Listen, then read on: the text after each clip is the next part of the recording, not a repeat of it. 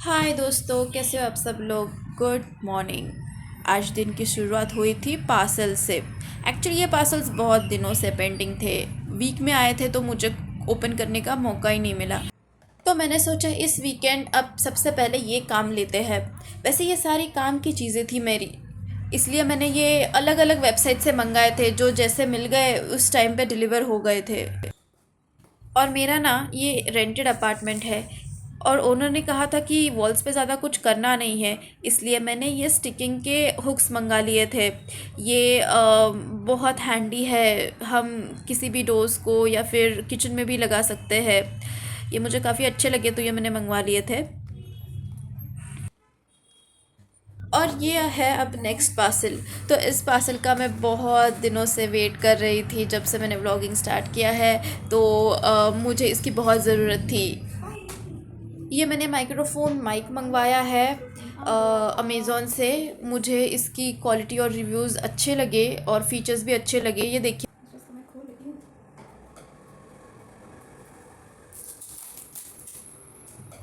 इसका review video मैं बाद में बना दूंगी, और मुझे कैसे लगा ये भी मैं बाद में किसी वीडियो में एक दो तीन मंथ्स यूज़ करने के बाद रिव्यू दे दूंगी। देखिए गाइज़, ये ऐसे आया है। देखने में तो अच्छा लग रहा है और पैकेजिंग भी ठीक ठाक है। अभी इसका परफॉर्मेंस तो यूज़ करने के बाद ही पता चलेगा। मेन तो है नॉइज़ कैंसिलेशन और कनेक्टिविटी के इश्यूज़ कुछ ना हो तो अच्छा होगा। अगला पार्सल देखते हैं। ये है मेरा नेक्स्ट पार्सल। इसका भी मैं बहुत दिनों से वेट करी थी, इसकी भी मुझे बहुत ज़रूरत थी। ये देखिए, ये आए हैं ट्राईपॉड स्टैंड और सेल्फी कम स्टिक, ऐसे कुछ 3 in 1 आया है, जो एक्सटेंडेबल सेल्फी स्टिक के साथ है। और इसका रॉड आई थिंक 3 feet तक इंक्रीज़ हो सकता है। ये मैंने टाइगॉड का मंगवाया है और एकदम लाइट वेट है, इजी टू कैरी भी है, फिजिबल है। जैसे कि अगर हम कहीं पे ट्रैवल कर रहे हैं बाइक पे, या अगर पैदल भी चल रहे हैं, तो एकदम इजी है कैरी करने के लिए। ये रहा मेरा नेक्स्ट पार्सल। ये मैंने ऑफिस पर्पज़ के लिए मंगवाया है। ये एक लैपटॉप बैग है। अमेज़ॉन प्राइम डे सील था जब 13 और 14, आई थिंक 14 एंड 15 जुलाई को, तब ये मैंने ऑर्डर की थी। ये काफ़ी रफ़ एंड टफ़ है और इजी टू कैरी है। मुझे ऑफ़िस के लिए हमेशा ही सैक लेके जाना पसंद नहीं है, तो मैंने सोचा कि ठीक है, अभी एक लैपटॉप बैग भी मंगा लेते हैं। मेरे पास थी वैसे, बट वो बहुत पुरानी हो गई थी, तो और इसके साथ मुझे ये फ्री मिला है। ये देखिए, ये एक 15.6 इंच लैपटॉप का कीबोर्ड कवर है, जो मुझे मिला है बिल्कुल फ्री ऑफ़र में, प्राइम डे सेल की वजह से। और मैं एक प्राइम मेंबर हूँ, तो शायद उन्होंने मुझे कंसिडर किया होगा। ऐसे तो वहाँ पे कुछ लिखा नहीं था प्राइम मेंबर के लिए, बट आई थिंक ये प्राइम डे की वजह से ही मिला है, क्योंकि यूजुअली मैं देखती रहती हूँ तो ये नहीं मिलता है ऐसे कुछ फ्री वगैरह। तो अब मैं इन सारे पार्सल्स को अपने ठिकाने रख देती हूँ, और नेक्स्ट प्लानिंग है मेरी अभी घर की क्लीनिंग की। बहुत दिनों से पेंडिंग था मेरा ये वर्क, और फाइनली मैंने सोचा कि आज इसका शुभारंभ कर ही देते हैं। तो आज मुझे करनी थी अपने किचन की क्लीनिंग, मोस्ट इम्पॉर्टेंटली मेरे किचन काउंटर की। मेरा ये काम कितने दिनों से पेंडिंग था। वैसे तो मैं मंथ में एक बार साफ़ सफाई करती हूँ, बट कभी कभी वो भी पॉसिबल नहीं होता है। तो मैंने यहाँ के सारे बर्तन और बाकी की सारी चीज़ें नीचे उतार के रख दी है, और मुझे अभी इस काउंटर की क्लीनिंग करनी है।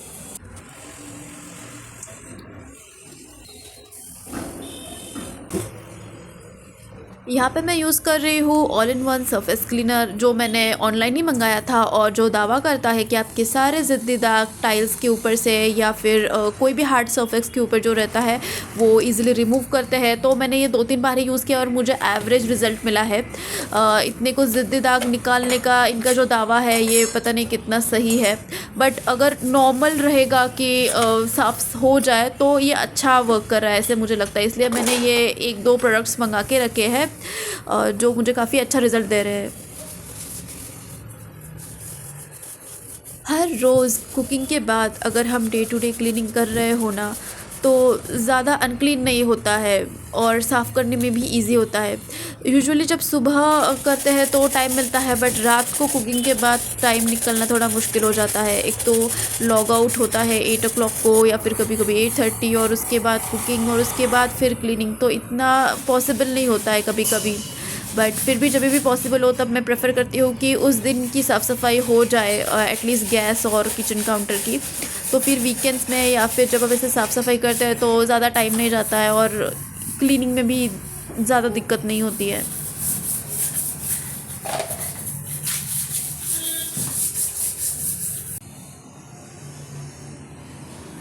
अरे ये मैं एक प्लास्टिक रैक जो काउंटर पे था वो भूल गई थी हटाना, और मेरी अचानक उसके ऊपर नज़र पड़ी तो मैंने सोचा अब इसको नीचे रख देती हूँ।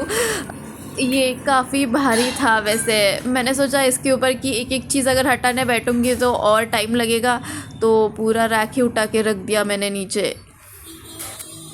और ये देखिए, इतनी मेहनत करने के बाद फाइनली मेरा किचन क्लीन हो गया है। मैं थोड़ा नज़दीक से दिखाती हूँ आपको व्यू। देखिए, मुझे लगता है मुझसे जितना पॉसिबल हो सका ना उतनी साफ़ सफाई मैंने कर दी है। बस अब ये नीचे के बर्तन उठा के ऊपर रखने हैं, और 2-3 चीज़ें जो यहाँ पे बिखरी हुई है इन्हें भी ऊपर रख देती हूँ मैं।